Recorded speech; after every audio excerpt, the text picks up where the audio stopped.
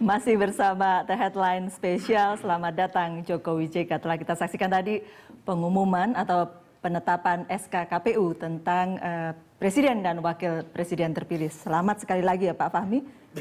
Sekarang sudah resmi, betul-betul diumumkan. Mas Yunarto, terima kasih sudah hadir. Dan selamat juga, saya rakyat Indonesia kan? Iya, selamat juga untuk kita semua rakyat Indonesia. Ya. Sebagai pakar, sebagai peneliti, dia juga sangat aware dengan pemilu kali ini. Sampai berdebar-debar menunggu hasilnya. Iya, Mas Yunarto dulu ini. Setelah ini bisa istirahat. Ya. Sekarang bisa istirahat, betul? Loh, kan awal dari perjuangan. Oh, awal dari perjuangan. Bang Don juga belum selamat untuk Pak Jokowi JK? Iya, rasanya kita sudah sepantasnya ya mengucapkan selamat karena ini penantian yang sebetulnya walaupun tidak panjang tetapi sangat mendebarkan prosesnya. Sampai pada pidato Pak Prabowo tadi itu masih sangat mendebarkan dan bahkan kita berpikir yang jangan-jangan ada ekornya begitu. Tapi dengan penetapan ini saya pikir penantian yang terasa panjang walaupun cuma sebentar, akhirnya selesai. Dalam kesempatan ini saya ingin mengucapkan juga terima kasih dan selamat kepada para pemilih Pak Prabowo dan Pak Hatta. Sebab bagaimanapun mereka adalah teman-teman kita juga. Kalau bahasa Malukunya, torang basudara. Jadi terima kasih dan semoga setelah ini kita menamakan diri Indonesia. Iya, kita kembali bahwa ini kita bersama, bukan begitu, Mas? Betul, ini yang menurut saya sangat penting ya. Kenapa tadi Bang Don katakan berdebar-debar? Ini menurut saya pemilu terbaik sepanjang sejarah dalam konteks demokrasi partisipasi. Dalam penentuan proses seseorang menjadi capres pun, orang bisa bertanya-tanya. Yang tadinya kita memiliki budaya feodal, budaya patron, ketika orang sudah tahu dari awal, ketua dewan pembina, ketua umum sudah pasti akan menjadi capres karena mereka lah pemilik partai. Ada dekonstruksi, ada budaya baru di situ. Bahkan ketika menentukan Pak JK jadi atau tidak, sampai hari terakhir juga orang masih berdebar-debar, tidak ada yang bisa menduga. Artinya apa? Ada sistem bottom up yang menjadi ciri khas dari demokrasi yang sekarang secara substansial terjadi. Berbeda dengan masa Orde Baru, berbeda dengan masa tahun 2004-2009, orang masih mengatakan lu lagi.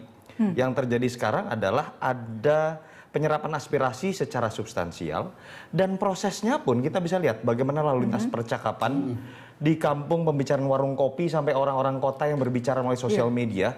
Saya pikir luar biasa ramai sehingga ketika kita melihat hasil akhirnya damai, saya pikir kita bisa mengatakan ini stepping stone, ini milestones ketika kita masuki babak baru demokrasi yang lebih substansial. Dan ini menurut saya yang harus kita banggakan bersama, bukan hanya pendukung Jokowi JK, tapi seperti kata semua Pak Fahmi orang tadi, Indonesia ya.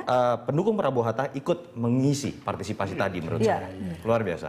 Perlu Dem melihatnya sebenarnya. Ya, memang masih ada kemungkinan untuk membawa ke Mahkamah Konstitusi. Apalagi pasangan Prabowo Hatta menyatakan ada pelanggaran yang sistematis, terstruktur dan masif.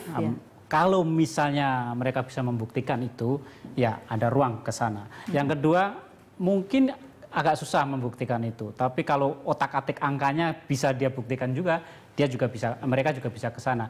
Selisihnya kan 8 juta. Artinya minimal harus ada klaim 4,5 juta supaya kalau menang dia bisa menjadi calon terpilih. Ini memang sebuah tantangan yang berat bagi mereka. Tapi kalau misalnya sudah tahu ini berat, mestinya ya legowo saja. Gitu. 4,5 juta itu angka yang, oke, kita tanya Mas Naya, mungkin nggak sih?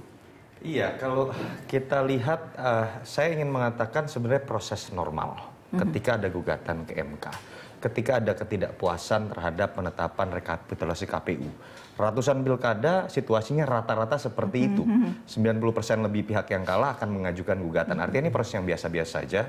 Walaupun yang saya sayangkan adalah dalam proses yang seharusnya biasa-biasa saja, ada beberapa manuver yang menurut saya agak anomali dan absurd.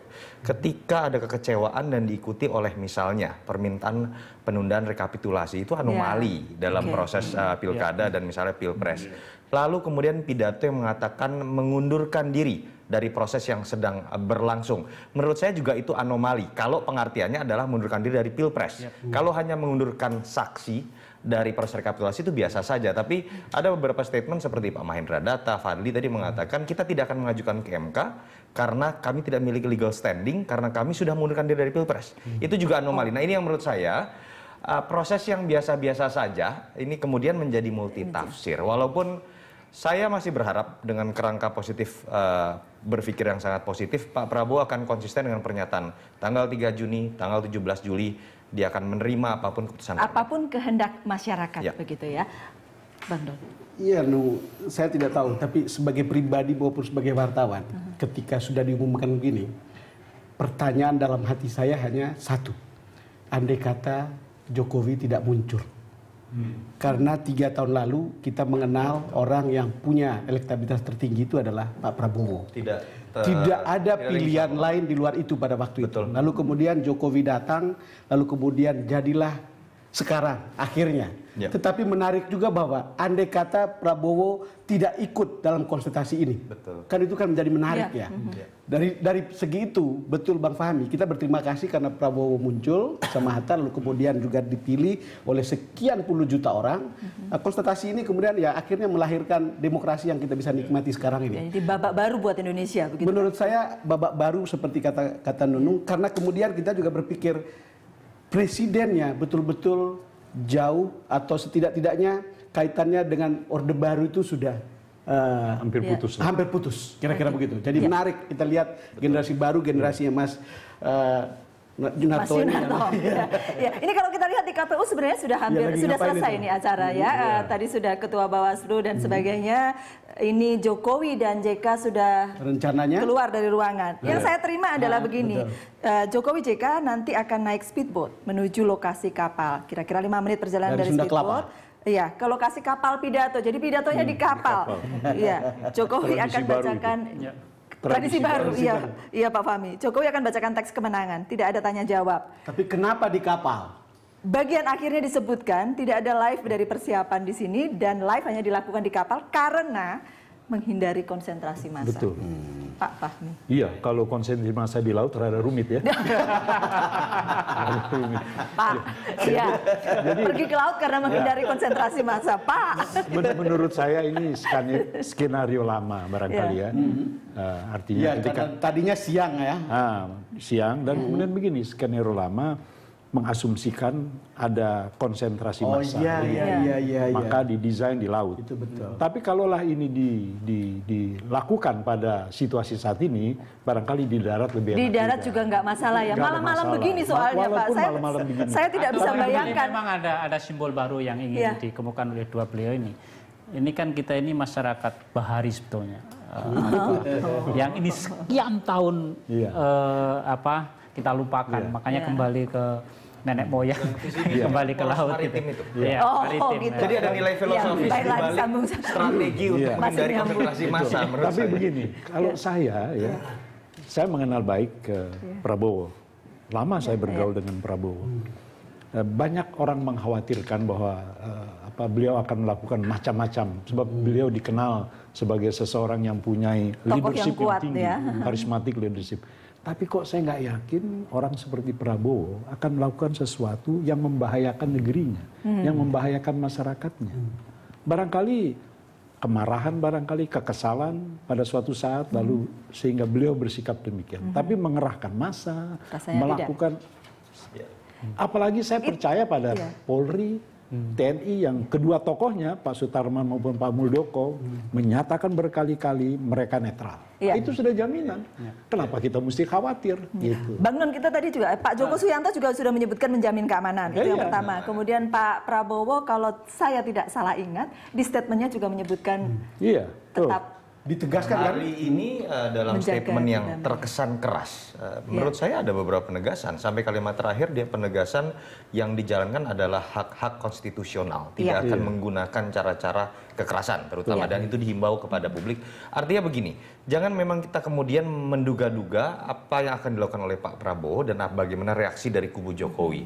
Ketika sudah sampai rekapitulasi, disitulah peran negara Bagaimana pihak keamanan, bagaimana pihak penyelenggara pemilu kemudian bisa menjadi penentu. Jangan kemudian kita menduga apakah Pak Prabowo akan melakukan apa, apakah Jokowi akan berlebihan dalam bersikap. Sudah ditetapkan. Ya, ini sudah peran dari negara menurut saya. Iya, sudah menjadi peran negara. Jadi kita tidak perlu khawatir. Dan kemudian juga mesti dari kedua belah pihak menghapuskan rasa saling curiga, ya. Yang di sebelah sini menganggap di sini akan melakukan suatu gerakan, yang di sini.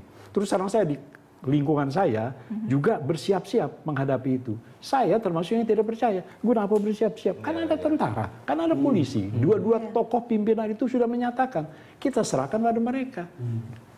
Keributan bukan urusan kita. Karena urusan itu kita sempat menjadi isu beberapa hari ini soalnya. Beberapa waktu lalu, kita sudah bicara di sini. Proses demokrasi ini fantastis. Saya sebut fantastis karena partisipasinya, karena keterbukaannya, karena pengawasan publik, lalu kemudian hasilnya seperti yang kita nikmati sekarang.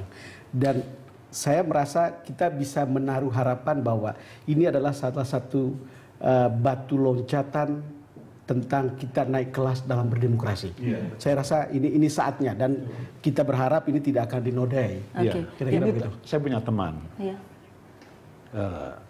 katakanlah non-pri. Dia telepon saya, Bang, ini serius tidak ada apa-apa. Saya bilang begini, Bang, saya ini kalau gitu mau berangkat aja. Begini. Saya bukannya menjamin, tapi saya penuh keyakinan tidak terjadi apa-apa. Bagaimana kalau terjadi apa-apa, saya ke rumah abang aja. Oh, rumah saya terbuka. Tapi you jangan lari ke rumah saya karena you takut. Jangan. Tidak ada apa-apa. Bukan saya menjamin ya, tapi saya penuh keyakinan. Kalaupun terjadi apa-apa, ada tentara, ada polisi. Saya kok percaya pada dua tokoh ini, Sutarman di sebelah sini, Muldoko sebelah sini. Pasti beres. Oh, pasti beres. Iya. Insya Allah. Iya. Pak Fahmi, terima kasih loh sudah hadir di Berita Satu dan kita akan kembali sesaat lagi untuk Anda.